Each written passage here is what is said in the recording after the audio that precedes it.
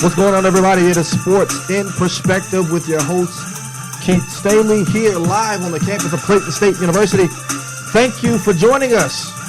We will be your home for sports and beyond. I'm here with my lovely assistant, my lovely intern, Miss Anastasia. How are you? I'm great. How are you doing today? I'm pretty good. We had a big weekend as far as NFL is concerned. We had a big weekend as far as college football is concerned. We're going to dive into some NBA because the NBA people were screaming doomsday last season. Oh, no competition, no parity. Then look what happens. We're going to dive into NFL Week 4. Falcons fans, get ready because I'm going to ramrod you all day long.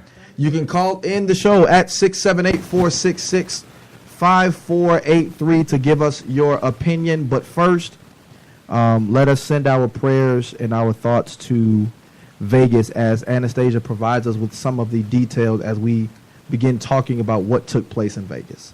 Thank you. So I'm sure you guys heard about what happened in Las Vegas early this morning today. If you have not, a quick summary. A man in Las Vegas, age 64, in a hotel, killing at least 54 people, injuring hundreds, thousands of terrified, innocent people. It is now the deadliest mass shooting in America's history. So, of course, it's terrible. It is a terrible thing that has happened in the state of Vegas. Of course, we had the mass shooting at the Dark Knight movie a few years ago in Colorado. We get the mass shooting at Virginia Tech. We get the mass shooting at the church in South Carolina. Just a lot of bad things that have taken place, and none of this is good.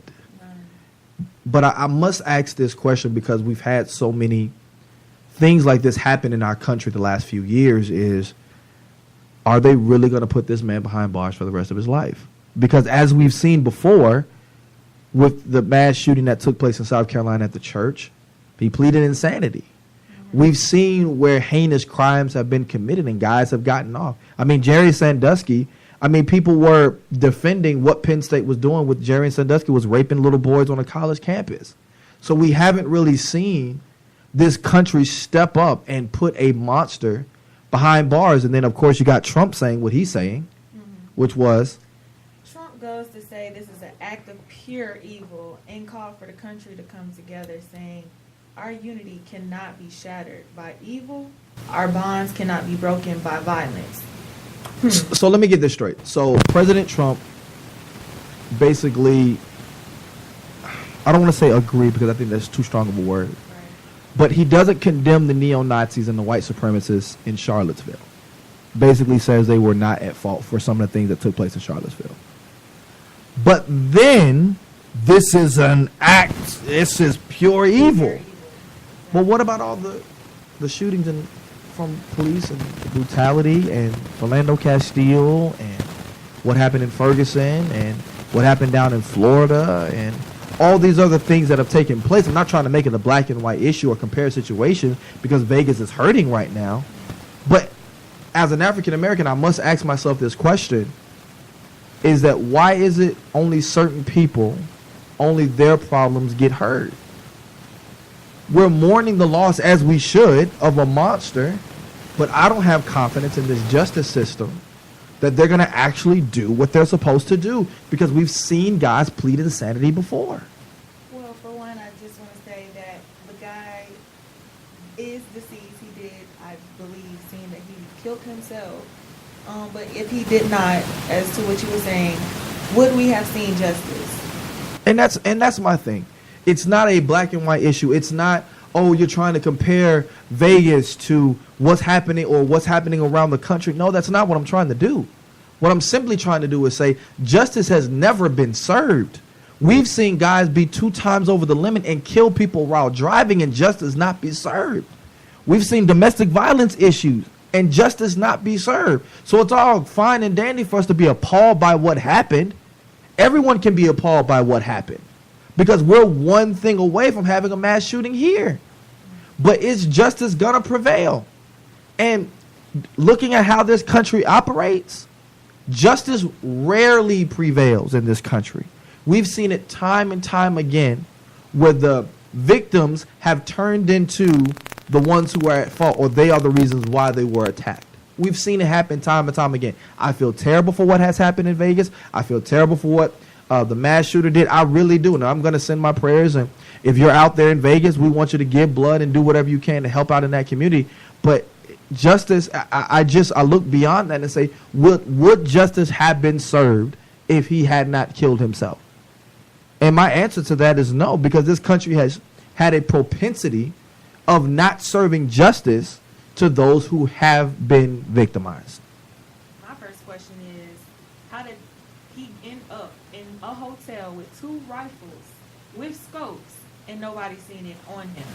How did they even happen? It is very, very interesting because there's a lot of questions, and I know we don't like to ask these difficult questions during times of mourning, but it is a question that we must ask as far as how did he get that kind of ammunition into a hotel room at a major concert where thousands of people are, and he shoots them off, and if it was not for him killing himself, would he have been caught?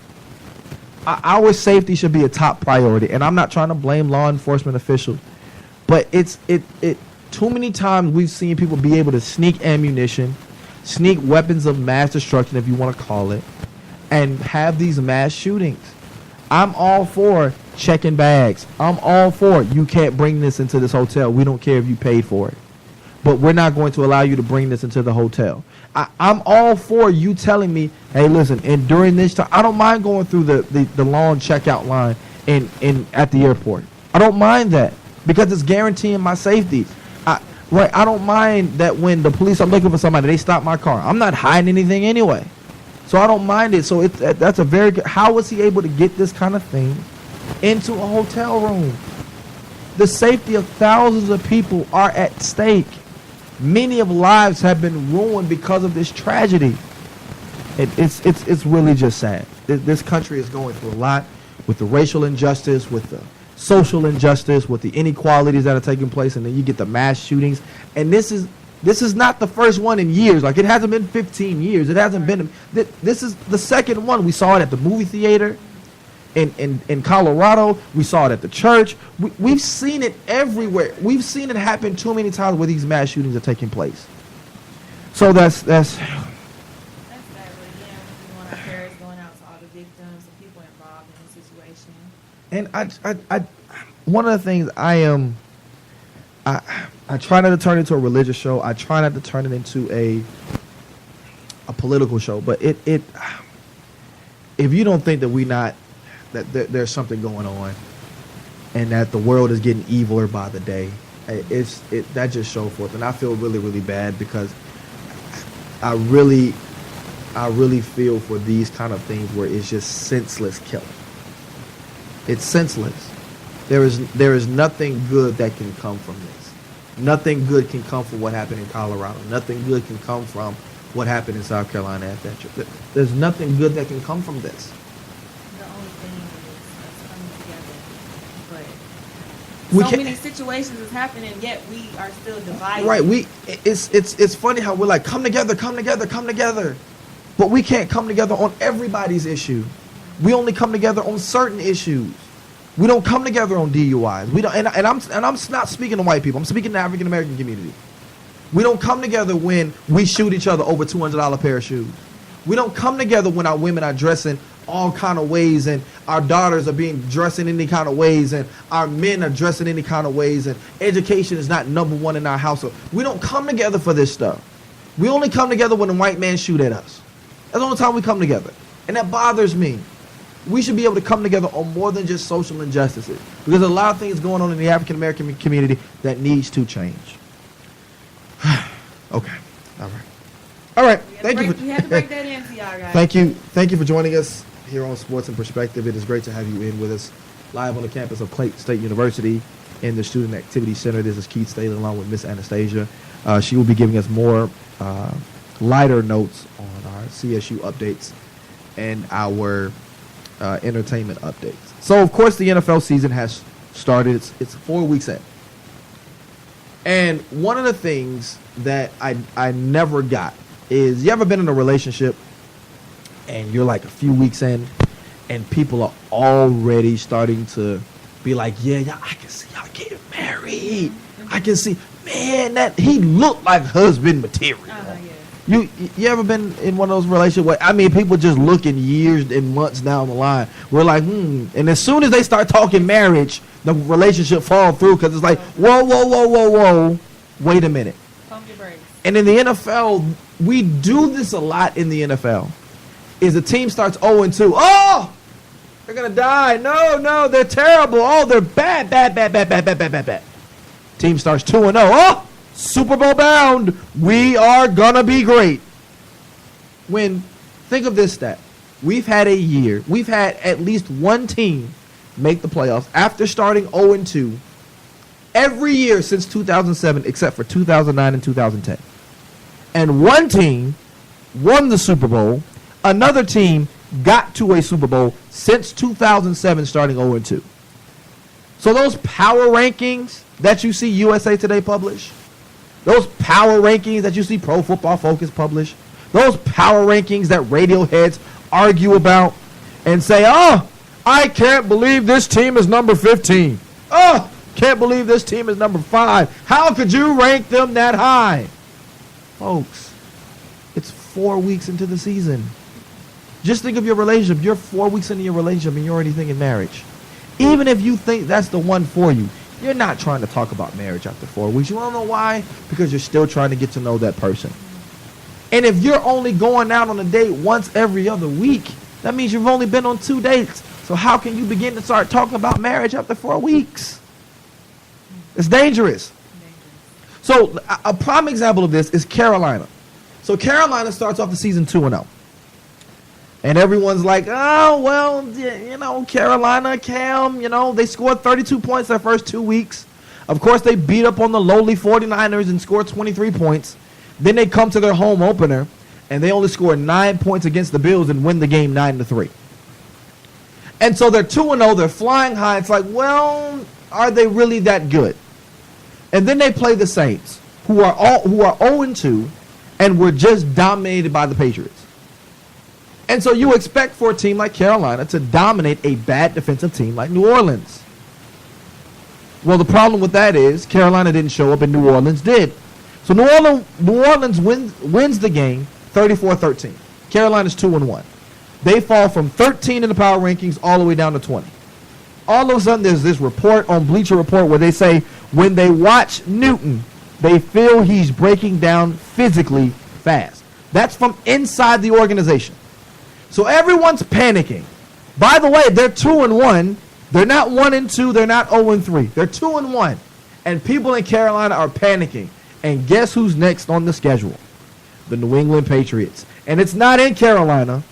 It's in New England. So everyone's like, well, Panthers will be 2-2. But they forgot power rankings at this point, just like when you're in your relationship 4 weeks in, means absolutely, positively nothing. Doesn't mean anything. Cam Newton this preseason only threw the ball twice. Played in only one game in the preseason. Compared to 47 passes that he threw last year. So Cam Newton goes into the game. He's hearing all of this noise. Carolina's hearing all of this noise. Cam goes 22 of 29, 316, 3 touchdowns, 1 interception, and was only sacked twice. And they win the game 33-30. Whoops. See what power rankings do? He's no good. He's terrible. He doesn't have a job.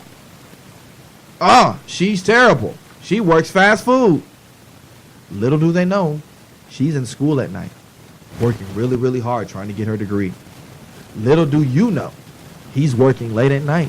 He's working 2 jobs, trying to stack his money so he can get his own apartment. Power rankings, just like people predicting stuff in your relationship 4 weeks in, is never good. Speaking of the NFC South, Atlanta Falcons. I'm going to deal with you next. It is Sports in Perspective. We'll be back right after this.